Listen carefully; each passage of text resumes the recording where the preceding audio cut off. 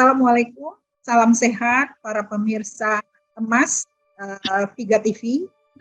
Ketemu lagi kita pagi ini dengan topik obat sirup amankah, dengan narasumber kita yang tentu saja sangat berkompeten pada pagi ini, yaitu Profesor Yulis Ikawati dari Universitas Gadjah Mada, tepatnya dari Fakultas Farmasi Universitas Gadjah Mada. Selamat pagi, Prof.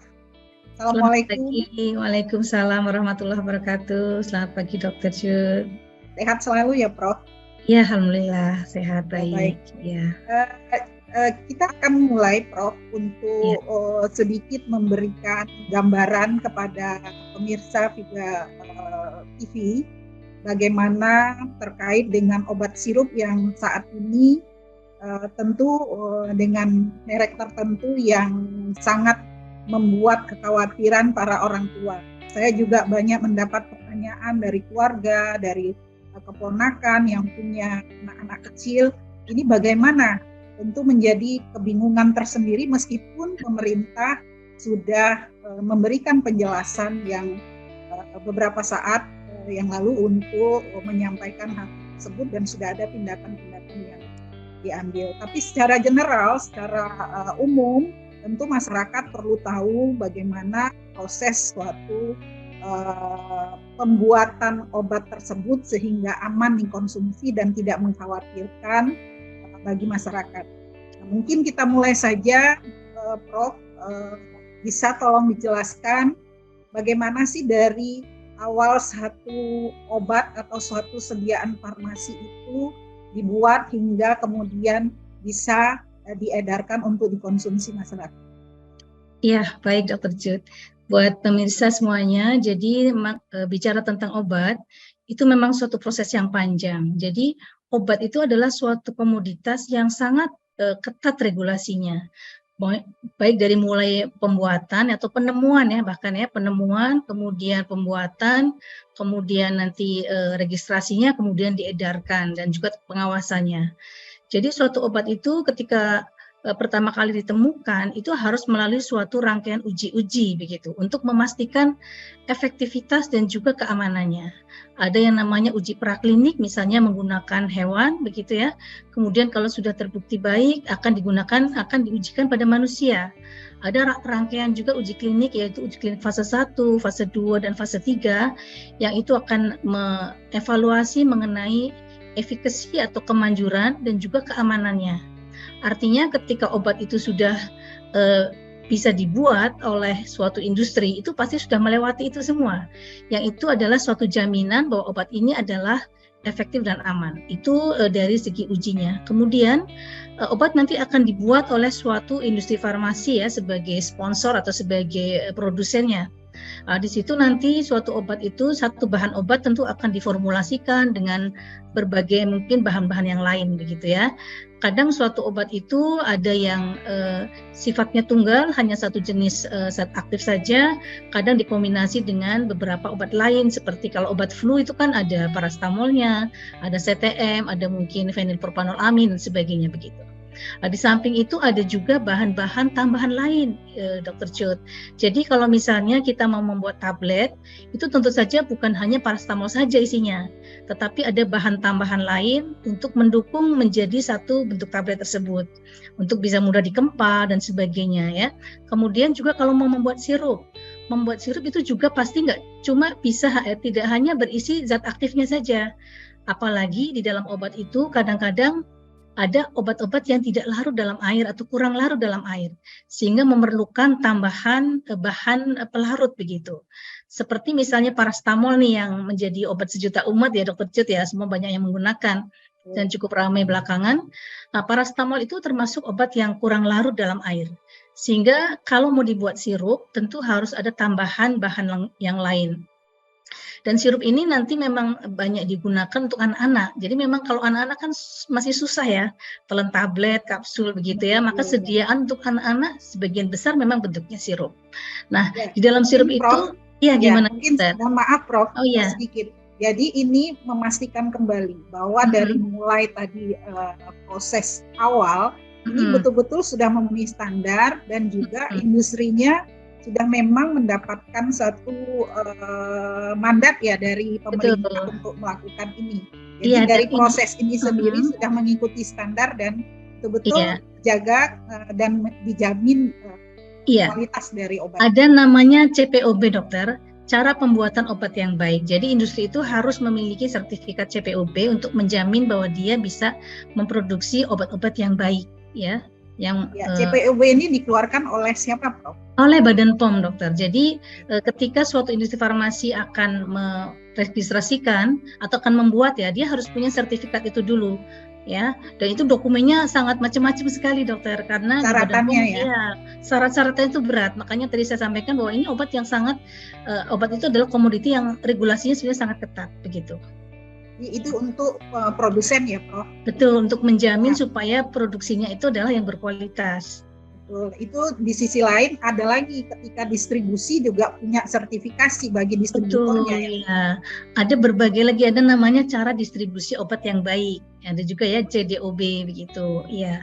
Jadi nanti nanti kan tadi dok, setelah dibuat maka kan diregistrasikan tuh di Badan POM. Mereka harus mensubmitkan berbagai dokumen, termasuk misalnya formulasinya apa, bahan-bahannya apa, itu semuanya sudah ada dokumennya dan itu akan dievaluasi oleh Badan POM untuk kemudian diterima apakah itu bisa digunakan atau tidak dan mendapatkan surat izin edar atau nomor izin edar begitu. Baik, terima kasih Prof. Jadi memang pemirsa Viga TV bisa dipastikan bahwa proses dari suatu pembuatan obat ini sedemikian ketat dan ini memang highly regulated ya untuk obat-obatan, karena obat-obatan tentu saja dikonsumsi oleh manusia dan ini harus dipastikan mutu dan keamanannya. Dan mulai dari produksi, kemudian distribusi, sampai diedarkan itu sudah melalui tahap-tahapan yang menggunakan standar dan kita juga mengacu kepada standar-standar internasional gitu ya, Prof? Betul sekali, dokter. Iya. Jadi ini dipastikan bahwa ketika satu obat yang memang sudah dipastikan resmi itu pasti mengikuti seluruh standar yang sudah ditetapkan. Iya. Nah, kemudian ketika diedarkan, ini kan digunakan oleh fasilitas pelayanan kesehatan, oleh para klinisi. Tentu saja ini juga ada hal-hal yang mesti diperhatikan ya, Prof. Apa yang harus diperhatikan oleh klinisi di fasilitas pelayanan kesehatan dan mungkin juga di sana tentu saja ada apotekernya ya, Prof. Untuk memastikan bahwa obat ini aman untuk diberikan kepada pasien. Iya. Jadi pada tahapan berikutnya setelah obat sudah beredar kan dipakai oleh masyarakat ya melalui fasilitas pelayanan kesehatan, maka harus digunakan dengan tepat juga dokter. Jadi penggunaan obat secara rasional begitu ya. Artinya nanti harus sesuai indikasi, sesuai dengan dosisnya, sesuai dengan tepat pasiennya, waspada efek samping seperti itu. Jadi tentu klinisi dalam hal ini nanti yang akan mendiagnosa dan kemudian memilihkan atau meresepkan obat yang sesuai dan itu tentu saja akan sangat penting ya ketepatan penggunanya tersebut. Lalu oleh apoteker atau apotek akan disiapkan obatnya begitu, tentu dengan informasi-informasi yang dibutuhkan begitu ya. Kapan harus minum, misalnya jaraknya sekian dengan obat yang lain atau mungkin sebelum atau sudah makan, itu kan sudah nanti berkaitan dengan manfaat dari obat tersebut begitu. Baik, terima kasih Prof. Jadi memang semua obat yang digunakan di fasilitas pelayanan kesehatan adalah berdasarkan indikasi dari dokter yang mengobatinya dan tentu saja di bawah pengawasan apoteker yang ada di sana ya, Prof. Iya. Nah, kemudian ketika ada obat nih, kan tidak hanya obat yang berdasarkan diresepkan oleh dokter saja, tapi ada obat-obat yang sekarang juga banyak dijual bebas di apotik maupun di toko obat dan masyarakat juga bisa mengakses dan membelinya secara langsung. Ini apa yang mesti diperhatikan oleh masyarakat terhadap obat-obat ini sebelum mereka konsumsi ya? Iya, jadi dokter obat itu kan memang ada beberapa golongan ya, obat keras yang itu memang diresepkan dokter, lalu obat bebas terbatas dan obat bebas itu memang tidak harus dengan resep dokter sehingga masyarakat bisa membeli tanpa resep. Nah tentu saja masyarakat harus waspada ya, membelinya di mana begitu. Kita sarankan bahwa masyarakat membeli di tempat yang resmi. ya, artinya mendapatkan di tempat yang resmi seperti di apotek. Janganlah misalnya membeli online, walaupun online sekarang ada juga apotek online yang memang sudah di resmi ya, tetapi jangan sembarangan membeli.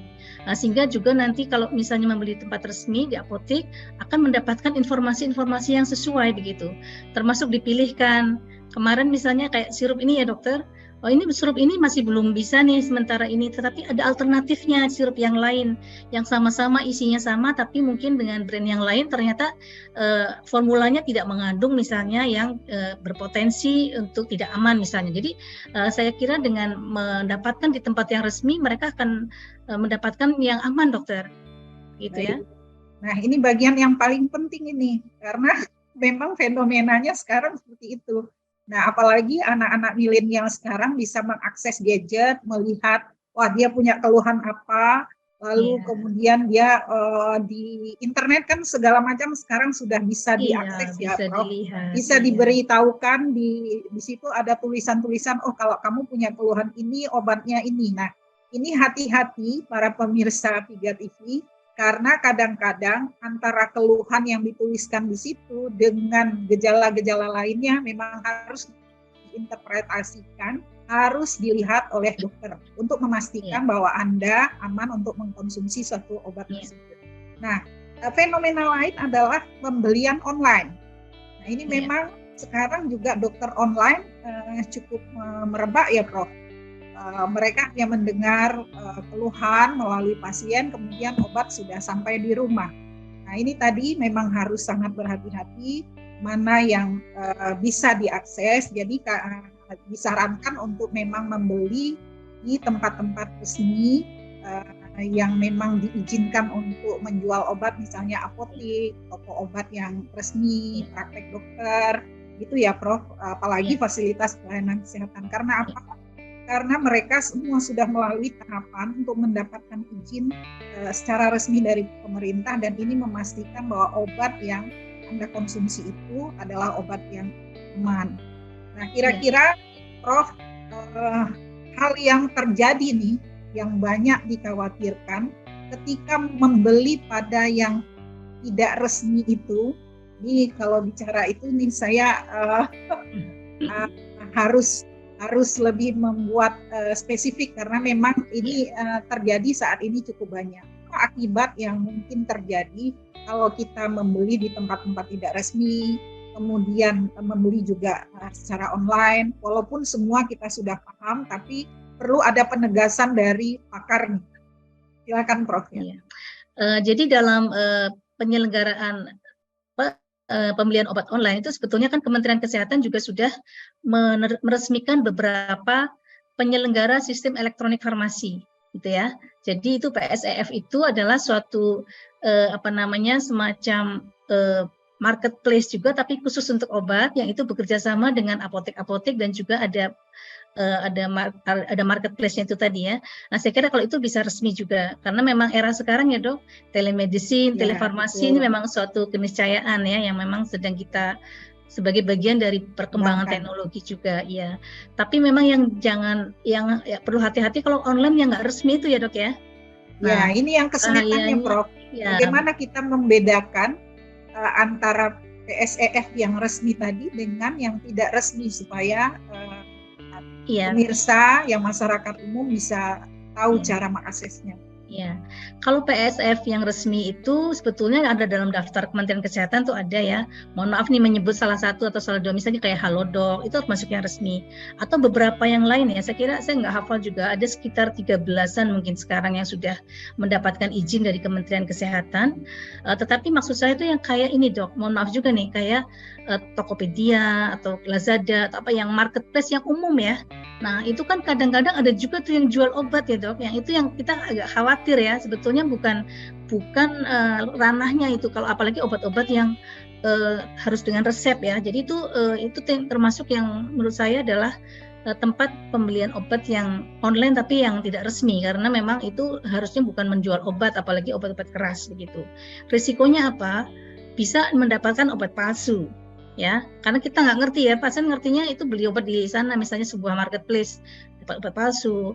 Ya kalau cuma palsu doang kan nggak berefek. bisa saja obatnya itu malah ada tambahan yang berbahaya misalnya kan dok. Nah itu kan juga akan merugikan ya. Jadi yang jelas tidak ada informasi lagi tentang obatnya karena hanya kita kayak beli komoditas yang lain kan. Tapi kalau dengan PSEF itu walaupun online tetap ada proses untuk mendapatkan informasi, bisa berkonsultasi begitu. Jadi hampir sama, hanya beda ruang aja gitu. Nah, itu yang mungkin teman-teman masyarakat harus tahu ya untuk mendapatkan obat di tempat resmi era milenial sekarang, bisa sebagai alternatifnya online tetapi resmi begitu. Ya, demikian pemirsa Viga TV terkait dengan pembelian yang tadi yang bisa dilakukan di online yang resmi oleh PSEF, dan mungkin ini perlu dicari tahu lewat internet mana saja bisa mengakses ke BP POM ataupun ke Kementerian Kesehatan. Mana saja yang sudah resmi menjadi PSEF sebagai penyedia menjual obat online. Dan pastikan bahwa kita mengkonsumsi, membeli dari yang resmi tersebut. Nah, hal ini mungkin juga Prof bisa menjadi perhatian nih, mudah-mudahan saya berharap para pengelola marketplace yang Tokopedia, Shopee dan lain sebagainya menonton ini untuk melakukan penapisan ya Prof. Setahu saya kan memang marketplace itu, platform itu kan akan bermitra ya, ada mitranya. Nah, memang harus ada seleksi tadi apa yang boleh dijual. Jadi mestinya marketplace itu perlu selektif ya untuk mitra-mitranya yang akan menjual, apalagi kalau misalnya tadi ya obat-obat, apalagi obat-obat keras ya. Saya kira ini sebaiknya mereka tidak ikut menjualkan begitu gitu ya. Jadi komoditas yang lain kan banyak yang bisa lewat situ, tapi untuk obat sebaiknya mereka tidak menyediakan atau tidak menerima mitra-mitra yang akan menjual obat-obat keras atau mungkin obat-obat lain lah, karena ada potensi untuk tadi ya berbahaya. Ya, jadi memang harus ada mekanisme yang lebih ketat dalam pemilihan atau tayang produk yang harus dijual ya Prof, khususnya untuk obat-obatan ini yang dilakukan oleh manajemen dari marketplace. Nah, mungkin di sini ada yang penekanan yang Prof bisa lakukan, penyampaian kepada masyarakat apa yang harus diketahui mulai dari hulu ketika di fasilitas pelayanan kesehatan, kemudian sampai kepada ketika membeli obat-obatan sendiri di tempat-tempat yang menjual obat. Ya, jadi kita sebagai masyarakat perlu mempercayai ya misalnya kayak Badan POM, Kementerian Kesehatan yang mereka sudah melakukan tugasnya masing-masing. Sementara sebagai masyarakat kita yang sebagai pengguna obat, tentu kita juga tadi ya mencoba menggunakan dengan sebaik-baiknya. Jadi ada kalau di apoteker itu dokter, kita punya slogan yaitu Dagu Sibu ya. Dapatkan, gunakan, simpan dan buang obat dengan tepat. Jadi dapatkanlah di tempat yang sesuai dengan yang resmi tadi ya. Kemudian gunakan sesuai dengan aturan yang diminta ya, baik oleh dokter ataupun mungkin dalam obat bebas disarankan oleh apoteker. Kemudian simpan. Menyimpan itu juga harus di tempat yang sesuai, tidak yang di tempat yang panas, jauhkan dari jangkauan anak-anak dan sebagainya. Kemudian buang itu ternyata juga ada caranya supaya kita tidak membuang obat sembarangan. Misalnya masih utuh nih dok, dibuang di tempat sampah, nanti ada yang memulung, dijual lagi, nah itu kan bahaya, misalnya seperti itu ya. Nah, kemudian saya ingin menambahkan satu lagi adalah mencatat dokter. Kita masih belum terbiasa untuk mencatat obat yang kita gunakan. Sehingga kemarin ketika kasusnya gagal ginjal akut seperti ini ya, kita mau mencoba menelusuri ada nggak sih misalnya pengaruhnya dari penggunaan obat. Kebanyakan ditanya lupa misalnya gitu kan, banyak masyarakat kan lupa obatnya apa, udah dibuang bungkusnya, merek apa, apalagi sampai batch-nya. Padahal kalau untuk melihat kausalitasnya itu kan memang harus detail ya. Nah, mungkin kita bisa mengedukasikan masyarakat untuk mulai nih punya catatan obat. Anytime ditanya, ibu dulu pernah minum obat apa? Bisa ke dokter ya, ibu selama ini menggunakan apa? Ini dok, kita ada catatannya misalnya ya. Saya menggunakan ini, mulai kapan? Misalnya seperti itu. Jadi ini mungkin suatu momentum ya, dokter, untuk menambah wawasan kita semuanya dan sebagai pelajaran nih buat semua pihak, termasuk masyarakat juga, bagaimana untuk cerdas menggunakan obat juga. Gitu, Baik, dokter. terima kasih Prof. Julis, menarik sekali tadi. Ini harus kita catat dan sebarluaskan. Dagu Fibu. Nah, Cat, pemirsa Tiga tambah lagi TV. cat lagi, dok ya. Oh, cap ya. Cat, dicatat maksudnya. Oh iya, Jadi catat. Jadi catat ya. Kita jarang sekali betul. punya catatan obat sendiri itu. Nah, mungkin Ya, bisa. betul. Nah, Dagu Sibu tadi adalah kepanjangan dari Dapatkan, dapatkan secara benar, ya. Kemudian gunakan, gunakan secara tepat sesuai dengan instruksi ya, Prof ya. Kemudian ya. simpan di tempat yang disarankan. Tadi sudah disampaikan oleh Prof Julis, tidak di tempat yang lembab, harus di tempat yang bersih dan terang dan yang sesuai baik ya, untuk, dok. sesuai untuk obat. Kemudian buanglah pada tempatnya. Dan jangan lupa satu lagi, mencatat ya, Prof. Nah, penting sekali karena mencatat penggunaan obat-obat yang pernah digunakan apa, karena ketika untuk kembali kepada dokternya lagi, ini bisa dijelaskan kepada dokter dan dokternya akan lebih mudah mengobati Anda. Betul. Dagu Sibu Cat. Catat. Jangan lupa pemirsa Tiga TV, itulah bincang-bincang kita dengan Prof Julis pada hari ini. Ada yang betul-betul ingin digarisbawahi untuk para orang tua yang sekarang sedang galau nih, Prof, akibat pemberitaan ini, mungkin sebagai closing statement untuk saya kira jangan panik, jangan panik, serahkan pada ahlinya, begitu saja, dokter. Artinya kita bisa berkonsultasi dengan dokter, dengan apoteker mengenai obat dan penyakitnya, sehingga jangan panik aja gitu. Mudah-mudahan semuanya terselesaikan dengan baik. Terima kasih Prof Julis. Semua akses sekarang kan terbuka ya, Prof, kepada apoteker. Kita bisa melakukan konsultasi lewat layanan-layanan yang disediakan, juga kepada dokter yang mengobati kita. Juga sekarang ada komunikasi dengan dokternya untuk memastikan bahwa Anda mengkonsumsi obat yang tepat. Terima kasih Prof Julis, salam sehat selalu. Sama-sama, selalu sehat. Salam sehat. Dan ketemu di kesempatan lainnya. Terima kasih. Allah, Assalamualaikum warahmatullahi wabarakatuh. Waalaikumsalam warahmatullahi wabarakatuh.